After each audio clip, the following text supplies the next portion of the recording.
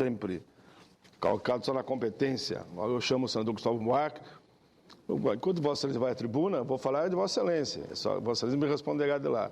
Eu fiquei muito feliz ontem, quando estava no plenário, acho que era, como era tardinho já, a maioria dos senadores não estava, eu estava aí, e o senador Renan botou em votação um projeto de Vossa Excelência. Um projeto que, para muita gente, pode ser pequeno, mas é um grande projeto. E eu fiz questão, no momento que foi votado, de comentar, que é o comentário frente de Vossa Excelência, que é um Cristóvão, que é um projeto do senador Cristóvão, que vai botar na cadeia prefeitinho sem vergonha, desculpa a expressão, Cristóvão, essa expressão é minha, não é sua, que fica roubando leite das crianças, roubando a merenda das crianças. E Vossa Excelência, que tem uma visão macro, eu digo nem a nível nacional, a nível internacional, sobre olhar esse detalhe lá, que esse camarada vai parar de roubar agora o alimento do meio-dia da criança, o leite e o pãozinho do café, e pega o dinheiro e ficam para eles, ladrão. Senador Cristóvão, meus cumprimentos. Eu cada vez admiro mais Vossa Excelência pela franqueza e pela competência dos projetos e dos argumentos que eu acompanho dos seus pronunciamentos na tribuna. Fiz questão de dar depoimento, porque esses mesmos termos eu usei ontem ali. E vou usar agora, mas elogiando e homenageando Vossa Excelência. Obrigado, senador. O senhor sempre gentil, sempre atento. Eu vi o seu pronunciamento aqui, não estava na hora, mas assisti pela rádio o seu pronunciamento de apoio. Não apenas põe na cadeia, como caça o mandato, que para muitos políticos... Mais importante ainda. Muitos preferem ir para a cadeia do que perder o mandato. Então, quem, a partir de agora, depois que chegar na Câmara e for aprovado e a presidente sancionar, porque aqui as coisas são tão lentas que eu tenho que dizer que eu espero que seja ainda no mandato atual, quando for sancionado, é cadeia e cassação de mandato para quem desviar recursos da educação. Então, senador, muito obrigado pelo seu reconhecimento. E também por lembrar que eu me preocupo muito com os problemas nacionais, olhando lá na ponta. Mas hoje, sexta-feira, eu vou falar aquilo que eu tenho obrigação, porque eu sou senador representando o Distrito Federal. Eu não posso, nessa minha preocupação com a educação, sobretudo, mas com a economia, o desenvolvimento, a segurança no Brasil, esquecer o Distrito Federal, cujos eleitores já me fizeram governador e já me colocaram aqui pela segunda vez como senador. E a situação do Distrito Federal, do governo atual do Federal, não está boa. Exige uma tomada de posição que o senador Regufe tem sempre feito aqui, como representante do Distrito Federal. Exige uma posição de crítica, de análise e de sugestão também ao governo atual. Porque o que a gente vê é que o atual governo chegou carregado na esperança de que iríamos recuperar o desastre de governos anteriores. Um governador preso, um ex-governador que não pôde nem ser candidato mais porque a justiça não deixou, e um governador recente que todos sabem o desastre que foi e que deixou uma herança maldita para o atual governador. Não podemos ignorar isso. O Estado quebrou do ponto de vista financeiro, fiscal, diante das irresponsabilidades cometidas pelo governo anterior. Mas o governador que chega não tem o direito de ficar prisioneiro dessa armadilha da falta de recursos. Não tem direito. O governo precisa mostrar para que veio. E ele não veio apenas para pôr ordem nas contas.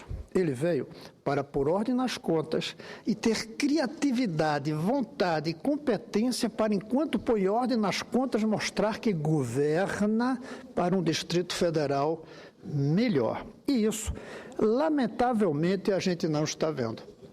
E não está vendo, e eu venho aqui no espírito de colaborar para sugerir o que é que se pode fazer para sair disso. E a primeira coisa é provocar o governador atual, Rodrigo Hollenberg, a um diálogo maior, mais franco e mais transparente com todas as forças vivas do Distrito Federal. E quando eu digo as forças vivas, eu não quero limitar o diálogo apenas aos políticos, muito menos aos políticos com mandato. Claro que tem que ter um diálogo permanente com os deputados locais, distritais, como dizemos aqui, que corresponde aos estaduais dos outros estados. Claro que tem que ter. São eles que votam as leis.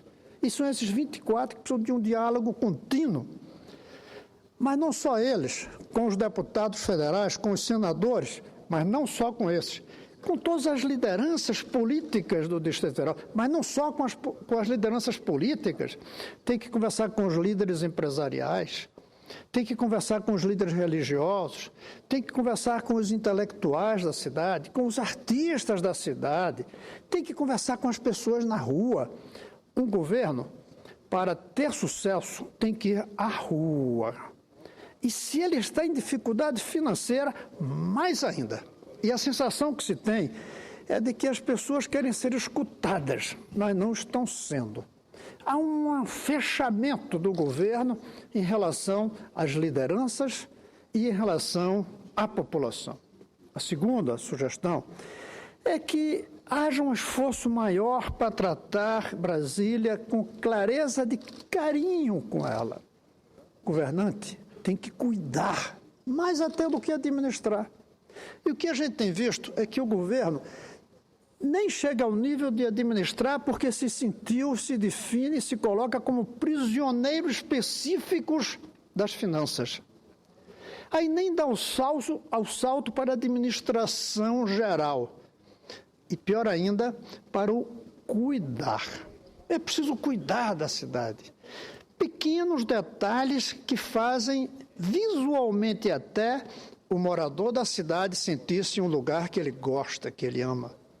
E isso não pode ser impedido por uma crise financeira, porque o custo disso é tão pequeno diante do tamanho das finanças, dos recursos, mesmo que esgotados, que não é aí que vai trazer problemas. Não é por falta de recursos para uma operação que chamemos Carinho com Brasília, não é por causa da falta de recursos das grandes contas que isso não é possível de ser feito. Sim, é possível se fazer. E isso mudaria muito a situação se a gente passasse a ter uma cidade melhor iluminada, melhor limpa, com detalhes ao longo dela. A terceira proposta, talvez pelo vício meu, é em relação à educação. Claro que falta dinheiro até para pagar os compromissos que o governo anterior irresponsavelmente assumiu, por exemplo, com os servidores. Mas mesmo assim, algumas coisas podem ser feitas. É possível retomar alguns dos projetos de um governo de 20 anos atrás, que eu fui o governador. A poupança escola, que é um depósito no final do ano na conta dos alunos que passarem de ano, entre aqueles das camadas mais pobres, que é um incentivo fundamental para que as crianças estudem e passem de ano. Esse depósito, além de ser pouco, ele não é um desembolso. Ele é um dinheiro que fica numa conta do próprio governo, apenas no nome do aluno. Nesse período, eu lembro que no meu governo, esse dinheiro, o saldo dele era usado para financiar o programa que nós chamávamos Banco de Brasília Trabalho, BRB Trabalho. Era microcrédito. Então, é um dinheiro que não é desembolsado, é um dinheiro escritural, até que a criança termine o ensino médio. Ou seja, demora para que esse dinheiro seja, de fato, desembolsado. Eu creio que uma reforma do ensino médio, que o Brasil inteiro está pedindo, que o próprio ministro da Educação está falando, que o ministro, além dele, o próprio ministro da Educação, que o ministro da Estratégia e Assuntos Estratégicos está propondo, é uma reforma do ensino médio. Brasília pode vir a ser o estudo de caso, pode ser a experiência. O ministro vai gostar de receber essa sugestão do governo do Distrito Federal. Venha usar o Distrito Federal para fazermos a reforma do ensino médio, do currículo que o Brasil precisa. Isso não custa recursos. E os professores vão gostar disto se for debatido com eles. Não se for imposto de cima para baixo como uma proposta autoritária.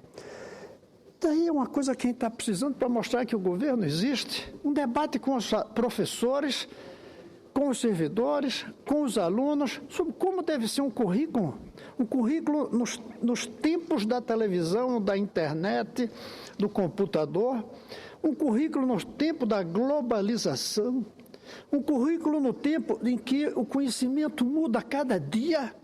Como é que deve ser o currículo? Essa é uma reforma que mostraria um governo presente, sem precisar de esperar que seja superada a crise financeira.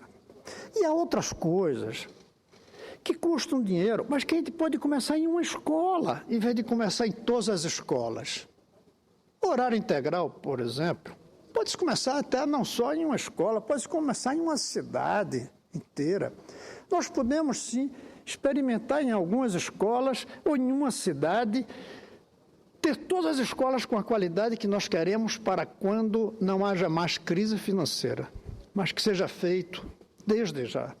Na saúde, que é um dos pontos mais dramáticos da gestão que nós temos no Distrito Federal, e pode ser em todo o Brasil, por que não retomar um programa que deu certo, chamado Saúde em Casa, que nós praticamos aqui no período 96, 98, não tem recurso para implantar em todo o federal. Comecemos em uma cidade, mostremos como funciona bem, peguemos uma cidade pequena do Distrito Federal, com um pequeno número de médicos, de auxiliares dele nas diversas áreas, com uma casinha alugada, e o governo tem casinhas por aí que nem precisaria alugar, a gente monta um ponto de atendimento médico. O médico vai na casa, portanto, o doente não vai no hospital.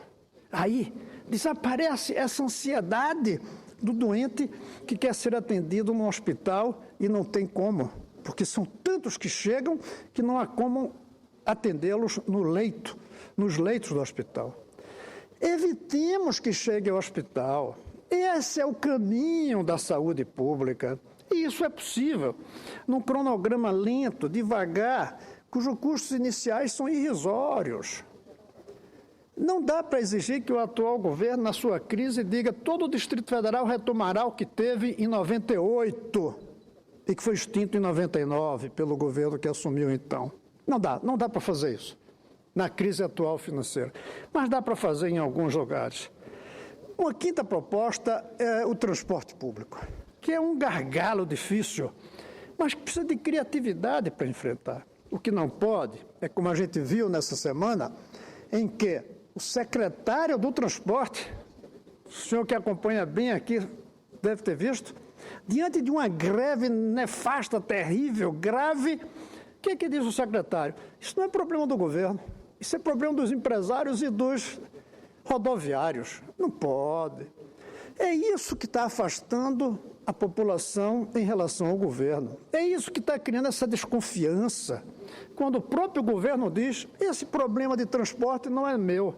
Esse problema de transporte é dos empresários donos dos ônibus e dos motoristas que dirigem. Não pode.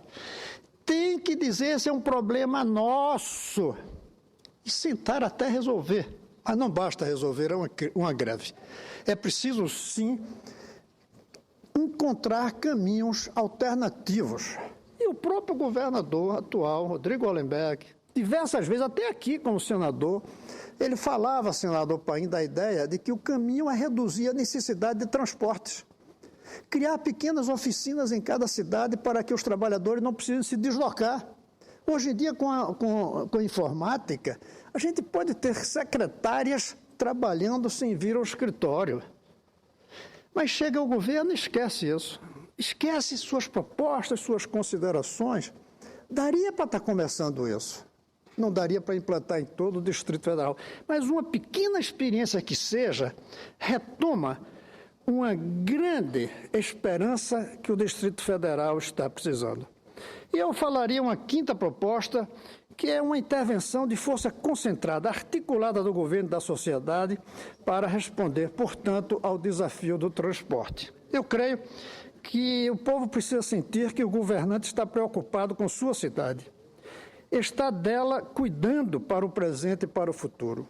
É isso que queremos que seja feito. Medidas concretas e estratégicas, concretas pequenas, com uma estratégia de longo prazo, que resolvam as questões presentes e nos sinalize um futuro melhor. Para isso, o governo precisa sair da armadilha da crise. Não é fechar os olhos à crise, não é ignorar a crise financeira, mas é sair dela e dizer, tem um espaço para a gente retomar a confiança da população. E tem tempo ainda, porque faltam 3 anos e meio. Tem que sair, senador, de um certo terrorismo contra o funcionalismo público, sem esconder as dificuldades. Mas não precisa ficar no terrorismo de que, se não forem aprovados certos projetos, haverá demissão. Deixa esse assunto para a gente discutir no momento oportuno, se não conseguir superar a crise. E podemos superar sim. Vamos fazer um apelo para superar. Vamos trazer uma esperança austera. Não dá mais para trazer a esperança dos grandes projetos, das grandes obras, que, aliás, eu nunca fui defensor dessas grandes obras. Eu era defensor das obras pequenas, escondidas, como colocar água e esgoto em todas as cidades do Distrito Federal, como eu fiz quando governador, sem fazer nenhuma obra monumental, que, aliás, são as que aparecem mais do ponto de vista do prestígio do político na sua população. Um prédio como o estádio de 2 bilhões, que está dando prejuízo, dá mais prestígio do que colocar água e esgoto em todas as casas de uma cidade. Um estádio que não serve para nada dá mais prestígio do que água e esgoto em todas as casas, que ninguém vê. E porque parece obrigação, água e esgoto. E o monumento é uma obra nova, é algo que fica ali. Pois bem, eu nunca fui favorável às grandes obras, então fico à vontade de dizer, nós precisamos de austeridade, mas uma austeridade esperançosa, uma austeridade que traga esperança. Abrir com transparência o debate em todas as áreas, definir lista de projetos que atravessem a crise. Eu gosto de chamar isso de projetos transcrise, até porque depois dessa crise virá outra e outra e outra e outra e outra. Mas temos que ter alguns projetos que a gente diga, a gente vai em frente nesses projetos, apesar da crise, adaptando, criando, mudando o que for preciso. Eu creio que é preciso chamar os parlamentares para saber que projetos eles querem apoio e não que cargos eles querem. É um erro conseguir apoio em troca de cargos, mas é um erro não pedir apoio se oferecendo para realizar os sonhos, os projetos, as propostas, os compromissos que os parlamentares assumiram com seus eleitores. Eu creio que a gente precisa de um choque de criatividade, senador, com austeridade em cada área, inclusive nas finanças. Está faltando criatividade no tratamento das finanças. Tem uma coisa que não adianta a criatividade, é a aritmética. A aritmética é a deusa, tem que ser mesmo. A aritmética é a rainha, tem que ser mesmo. 2 mais 2 é 4, não tem jeito. 2 mais 2, 4, não tem jeito de dizer 2 mais 2, 5, não.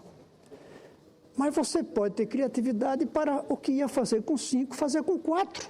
Respeitou a aritmética e conseguiu fazer as coisas que são necessárias. E, finalmente, eu acho que valia a pena alguns gestos de austeridade simbólicos, os gestos de parte dos que estão no governo. Na campanha, eu sugeri que os que estão no governo com cargos altos comecem a usar os serviços públicos.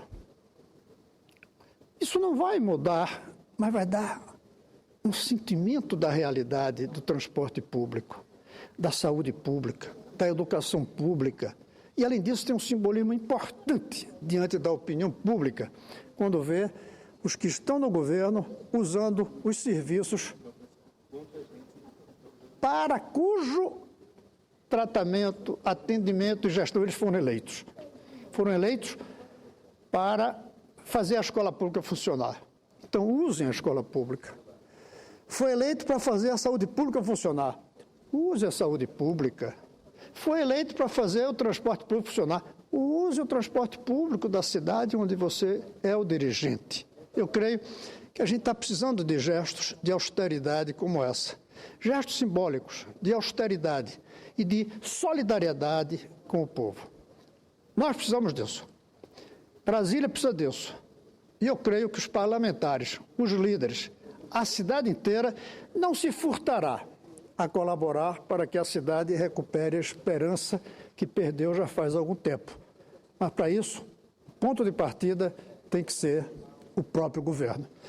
É isso que eu queria falar, senador Paim, nessa sexta-feira, agradecendo ao senhor que fez com que no começo lembrássemos do meu projeto que caça mandato, que coloca na cadeia aqueles que desviam dinheiro de saúde, de educação em qualquer município ou estado do Brasil. Eu espero que o projeto indo essa semana ainda para a Câmara dos Deputados, ali tenhamos apoio de parlamentares, deputados, para que esse projeto rapidamente chegue à Presidência da República, para que depois de sancionado o projeto, virando lei, a gente possa dizer: ninguém rouba dinheiro de merenda. Ninguém desvia recursos da educação. Ninguém rouba as crianças. Pelo menos isso a gente poderia dizer nesse país. Era isso, senhor presidente. Senador Cristóvão, primeiro cumprimentar a Vossa Excelência. Eu acho que esse projeto tinha que ter regime de urgência lá na Câmara e eu quero me estar ao seu lado, que é um grande projeto, sem sombra de dúvida. O povo brasileiro vai percebendo que aqui nessa casa a gente está produzindo leis que vão garantir aquilo que Vossa Excelência fala quase todos os dias, e com mérito. Não só disso, fala de outros temas. Vai garantir uma educação cada vez mais de qualidade para a nossa gente. Começa ali, como diz o seu projeto, que parem de roubar o dinheiro da educação. Parabéns.